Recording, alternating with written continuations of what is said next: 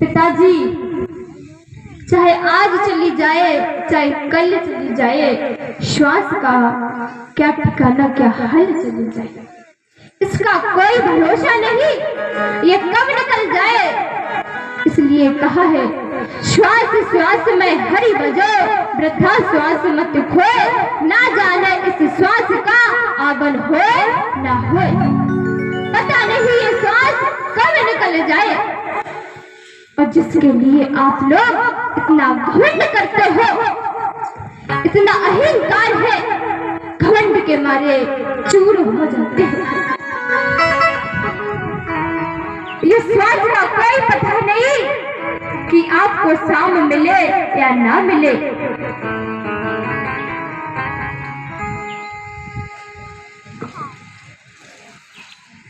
तो प्रहलाद जी कहते, मुझे कोई टेंशन नहीं है, आप मुझे मार डालिए।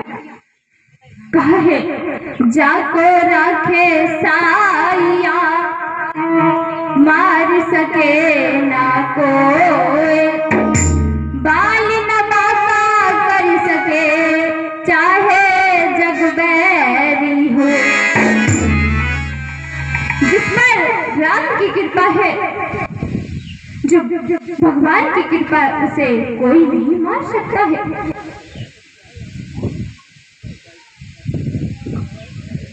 तो हिरण्यकश्यप बहुत परेशान हुआ और अपनी बहन सिंगिका को बुलाया है और कहा, इस प्रहलाद को तू मार डाल। सिंगिका ने कहा, ठीक है भैया, मैं इसे मार डालूंगी। सिंगिका समझाती है प्रहलाद जी को। प्रहलाद जी कहते हैं, बुआ जी, मुझे कोई टेंशन नहीं है, आप मारो, पिता मारे, मुझे इसकी कोई परवाह नहीं है। अगर मेरा जीवन राम के लिए जाता है तो ध्यान दीजिए। तो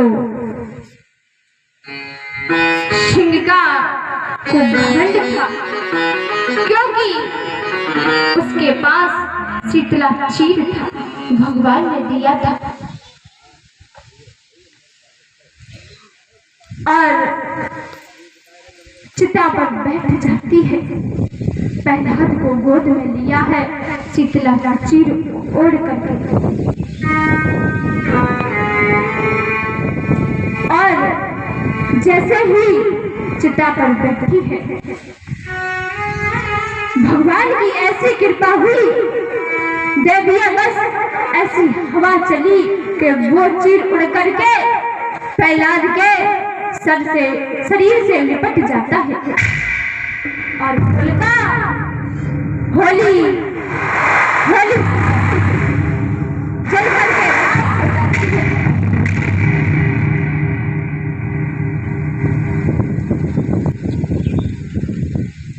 उसी दिन से आज तक होली का त्योहार मनाया जाता है। प्यारे भक्तों,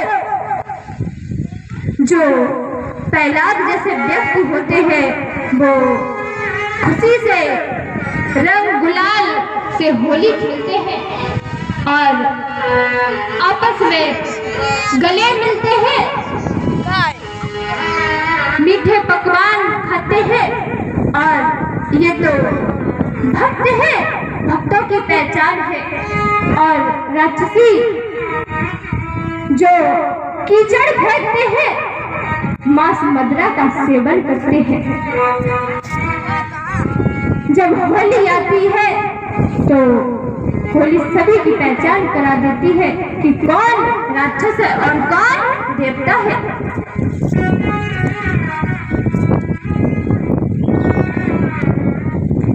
इस प्रकार से हिरण्यकश्यप ने प्रहलाद को मारने के लिए बहुत उपाय किए हैं। पहाड़ से गिरवाया, हाथी से कुचलवाया, बहुत कोशिश की, पर निराशा ही हाथ आई। इसके बाद प्रहलाद कहता है, हिरण्यकश्यप कहता है, अब मैं तुझे मारूंगा। और आदेश किया है कि खंबे को लाल करवाया जाए, गरम करवाया जाए, इतना गरम करवाए कि लाल हो जाए। तो खंबे को गरम करवाया गया है। हिरण्यकश्यप कहता है, देखते हैं अब तेरा राम कहाँ है। देखे तुझे राम, तेरा बचाने तुझे आता है कि नहीं। कहे, ओ राम नाम के दीवाने, बतला दे तेरा राम कहाँ।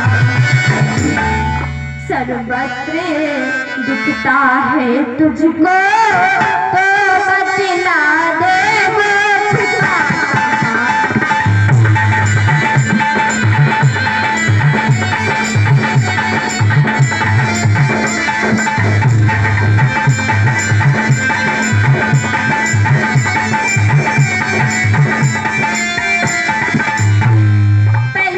कहते हैं, बोले प्रहलाद राम मेरा व्यापक सारे संसार में है, मुझ में भी है, इसमें भी है, इस खंबे में है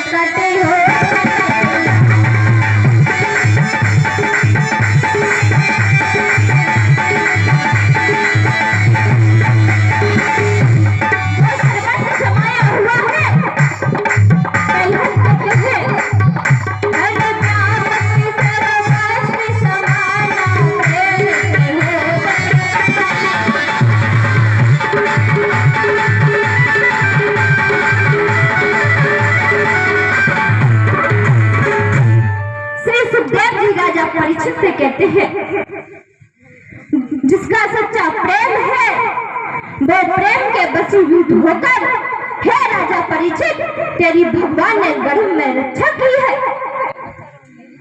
तो भगवान प्रहलाद जी की भी रक्षा करते हैं। जैसे ही खंबे को देखा है प्रहलाद जी ने, पहले तो घबरा जाते हैं। भगवान ने सोचा कि मेरा भक्त घबरा रहा है, तुरंत एक छोटी चींटी का रूप रख करके उस खंबे पर रेंगने लगते हैं। जब प्रहलाद जी ने देखा कि ये चींटी इस खंबे पर रेंग रही है, तो जरूर इसमें भगवान मौजूद है। और ऐसा देख करके प्रहलाद जी खंबे को भेंट जाते हैं। भेंटा है तो खंबे से नरसिंह भगवान प्रकट हुए हैं और इधर हिरण्यकश्यप ने तलवार चलाई। तैसे ही नरसिंह भगवान प्रकट हो गए।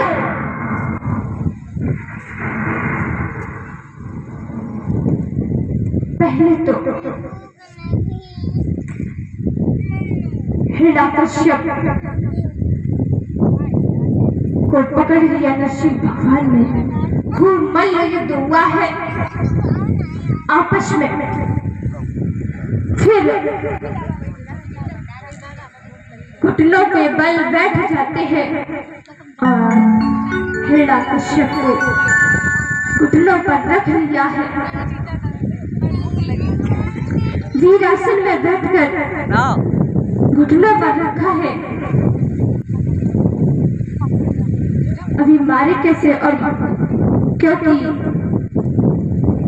हिरण्यकश्यप के वरदान भी पूरे करते हैं, तो भगवान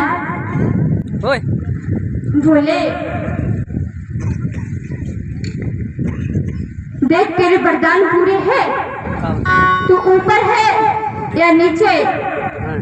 हिरण्यकश्यप कहता है प्रभु ना मैं ऊपर हूँ ना नीचे हूँ, आपके घुटनों पर हूँ। कि दिन है कि रात है, कि ना दिन है ना रात है, संध्या का समय है।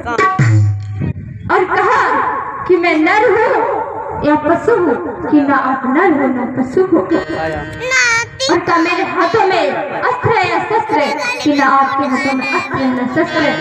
तेज नाखून है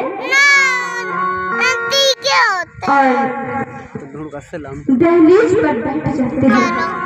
ये दहलीज कहाँ है? कहाँ है मानस में? राम नाम मणिदीप उधर जिहो देरी द्वार, तुलसी बाहर भीतर जो चाहे से उजियार। जैसे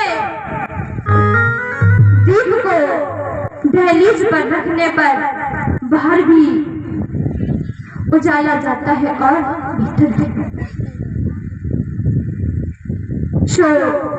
दहलीज हमारी आपकी जहाँ जिब्बिया जुड़ी है वो दहलीज है। और कहा तेरे वरदान पूरे हैं?